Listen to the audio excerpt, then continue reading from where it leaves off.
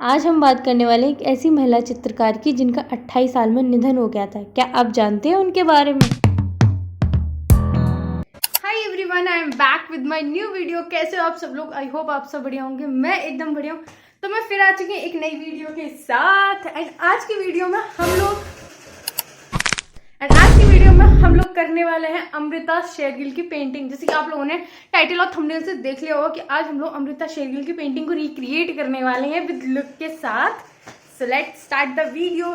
Channel पर है तो सब्सक्राइब कर लेना, वीडियो पसंद आए तो लाइक कर देना एंड कमेंट करके बताना वीडियो कैसी लगी। एंड अभी आपने अगर मेरी last video Vincent van Gogh वाली नहीं देखी तो जाके देख लेना, ठीक। तो अभी इस पेंटिंग को कंप्लीट करते हैं। मैंने ड्रॉ कर लिया है, ये देख सकते हैं आप। ये एक पेंटिंग है और मुझे कमेंट करके बताना कि ये कौन सी पेंटिंग है, ठीक है। चलो आज की वीडियो शुरू करते हैं। अमृता शेरगिल। आज मैं अमृता शेरगिल की पेंटिंग को रिक्रिएट करने वाली हूँ उनके लुक के साथ। सिर्फ 28 साल की उम्र, लेकिन इतनी कम उम्र में भी इन्होंने भारतीय कला को नई दिशा दी। अमृता को शुरू से ही पेंटिंग आर्ट करना पसंद था, तो आज हम उनकी ही एक पेंटिंग को रिक्रिएट करने वाले हैं। अमृता के पिता भारतीय थे और माता हंगेरियन थी। कला में रुचि होने के कारण ही उन्होंने पेरिस जाके कला की पढ़ाई की। उस समय यूरोप की कला दुनिया भर में विकसित थी और कई कलाकार थे जो इस तकनीक में काम कर रहे थे। पेरिस में उन्होंने ऑयल पेंटिंग, फिगर स्टडी और वेस्टर्न आर्ट को गहराई से समझा। भारत आके उन्होंने उस चीज को ही अपनी पेंटिंग में बनाया। जब वो भारत लौट के आई थी तब उन्होंने पूरा भारत भ्रमण किया। वहाँ जाके गाँव के दृश्य देखे, पहाड़ी दृश्य देखे, जहाँ पे महिलाओं का दिनचर्या देखा कि वो किस तरीके से काम करती हैं इतनी धूप में, गाँव में, और उनके फेस पे जो शांति देखती थी, जो गहराई उनके फेसों पे जो छुपी हुई होती है, उन्होंने वो अपनी पेंटिंग में दिखाई। जिसमें से उनकी 3 फेमस पेंटिंग है, गर्ल, ब्राइट टॉयलेट और ब्लेस सीन। ब्लेस सीन से लेकर उन्होंने बहुत सारी पेंटिंग्स बनाई। तो यहाँ पे मैं एक बाजार का ही, गांव का ही एक दृश्य है जहाँ पे महिलाएं कुछ बैठी हुई हैं बाजार में, तो उसी को ही उन्होंने दिखाने की कोशिश किया है। एंड मैं भी यहाँ पे कोशिश कर रही हूँ उनकी जैसी पेंटिंग को रिक्रिएट करने। मुझे पता है मेरी पेंटिंग सेम टू सेम नहीं आएगी, पर मैंने एक छोटी सी कोशिश की है अमृता शेरगिल की पेंटिंग को बनाने। ये आर्टिस्ट थे, इनको बहुत टाइम लगा था सीखने में। हम तो अभी बिगनर्स हैं, तो हम इनकी जैसी पेंटिंग को कॉपी नहीं कर सकते, पर हाँ हम एक कोशिश कर सकते हैं उनकी जैसी पेंटिंग, उनकी तकनीक को सीखने की। इससे पहले भी मैंने एक वीडियो बनाई थी विंसेंट वैन गॉग की, अगर आपने वो नहीं देखी तो जाके देख लेना। उसको भी मैंने इस तरीके से ही रिक्रिएट करने की कोशिश की है। यहाँ पर मैंने कैनवस शीट के ऊपर पहले बेस टोन डाला है और उनकी पेंटिंग को साथ के साथ मैंने जूम कर करके देखा। अमृता शेरगिल एक ऐसी महिला चित्रकार थी जिन्होंने महिलाओं की भावनाओं को अपनी पेंटिंग में दिखाया। और चित्रकार वही होता है कि जो भावनाओं को, किसी की भावनाओं को या फिर अपनी भावनाओं को चित्र में दिखाता है। तो अमृता शेरगिल ने वही किया है उनकी सारी पेंटिंग्स में। लेकिन जो है उनकी शादी हुई, फिर उसके बाद जो उनके हस्बैंड थे, ऐसा बोला जाता है कि हस्बैंड ने कुछ उनके खिलाफ जाके उनकी डेथ करवा, तो ये सारी चीजें हुई थी, इसीलिए उनकी इतनी कम उम्र में डेथ हो गई। लेकिन इतनी कम उम्र होने के बावजूद भी उन्होंने बहुत सारे आर्ट वर्क बनाए हैं। जितना भी उनका जीवन काल रहा था उस समय तक उन्होंने बहुत सारे आर्ट वर्क बनाए। और अब वो नहीं है इस दुनिया में, लेकिन इस टाइम पे उनकी इतनी पेंटिंग फेमस हो चुकी हैं सारी, मतलब ऑलमोस्ट सारी पेंटिंग इतने करोड़ों में बिकती हैं।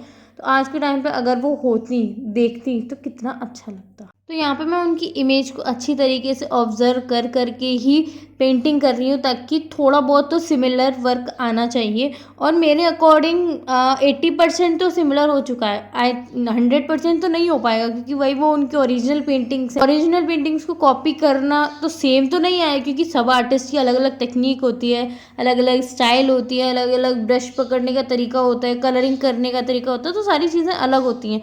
पर फिर भी मैंने कोशिश की है थोड़ी सी कि हाँ मैं सेम टू सेम उनकी जैसी बना सकूं। तो मेरे साथ क्या होता है, जब भी मैं किसी आर्टिस्ट का वर्क करती हूँ तो सबसे पहले उसकी बायोग्राफी पढ़ती हूँ, उनकी पेंटिंग्स को देखती हूँ, फिर जब उनका लुक क्रिएट करती हूँ ना, तो मुझे ऐसा अंदर से फील होता है हाँ ये आर्टिस्ट ने कितनी मेहनत करी होगी इस वर्क को बनाने में, या फिर एक अंदर ही ऐसा कनेक्शन सा हो जाता है उस पेंटिंग से, उस आर्टिस्ट से। अभी जब मैंने वैन गॉग की बनाई थी तो उनकी थोड़ी मानसिक स्थिति वाली चीज़ थी, तो मैंने जब अपना कान काटने वाला वो सीन बनाया था तो मुझे वही इमेजिन हो रहा था और वही मैं अंदर से फील कर रही थी। सेम अभी अमृता शेरगिल की मैं ये पेंटिंग बना रही थी, मैंने लुक क्रिएट किया था, तो मुझे अंदर से वही वाली फीलिंग आ रही थी कि मैं महिलाओं का वो दृश्य, वो फेस पे एक्सप्रेशन दिखाऊं, गरीबी वाला, उदासी वाला।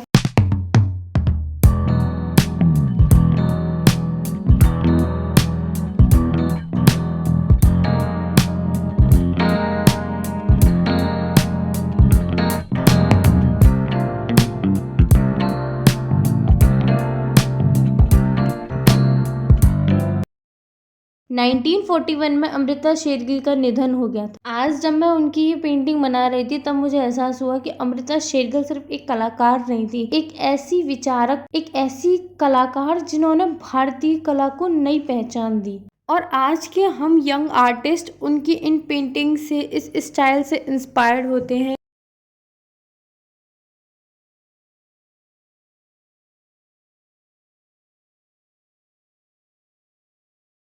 क्रिएट करना था उनका लुक।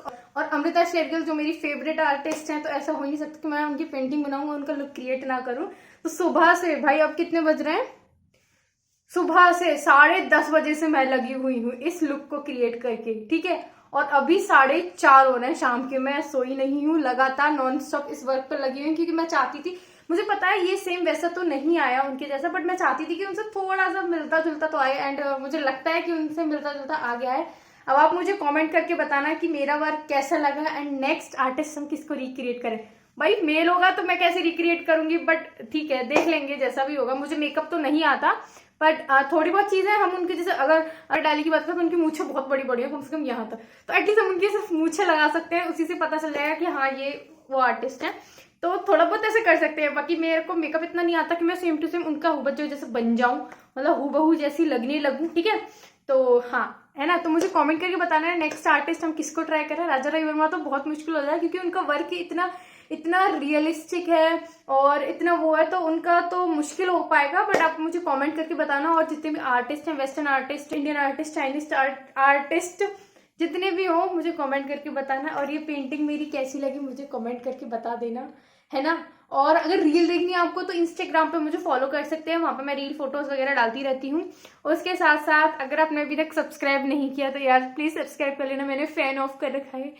और भाई गर्मी इतनी लग रही है मुझे, इस गेटअप करके ना मुझे बहुत ज्यादा गर्मी भी लग रही है, और सुबह से मैं इस गेटअप को करी हुई, मतलब कितने घंटे हो गए। इस वीडियो को यहीं पे एंड करते हैं, मिलते हैं नेक्स्ट ऐसी ही इंटरेस्टिंग वीडियो के साथ। Okay bye. और पेंटिंग कमेंट करके बताना कैसी लगी, ठीक है।